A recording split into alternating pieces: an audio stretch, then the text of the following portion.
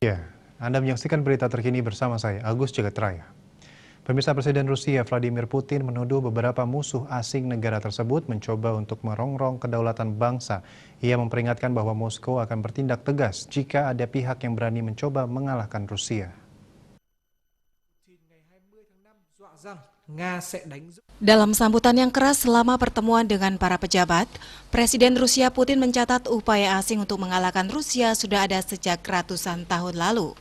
Tanpa menyebut nama, Putin menuduh beberapa pengecam Rusia menyatakan tidak adil menyimpan kekayaan alam yang melimpah untuk diri sendiri. Ditambahkannya semua pihak ingin mengalahkan Rusia atau mengambil sesuatu dari Rusia. Namun mereka yang ingin melakukannya harus tahu bahwa Moskow akan bertindak tegas, di mana pembangunan militer adalah jaminannya.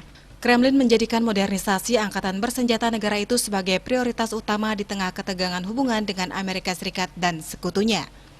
Hubungan Rusia Barat pada posisi terendah pasca Perang Dingin setelah Rusia mencaplok semenanjung Crimea di Ukraina pada tahun 2014, selain tuduhan campur tangan Rusia dalam pemilihan Presiden Amerika, serangan peretasan, dan masalah lain.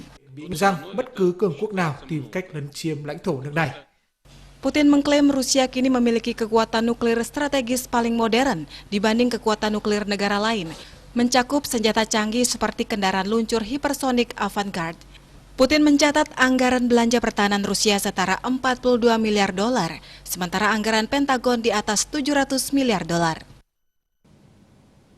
Untuk mencegah penyebaran COVID-19, ingat pesan ibu, selalu terapkan 3M, wajib memakai masker, wajib mencuci tangan, dan wajib menjaga jarak, serta wajib menghindari kerumunan.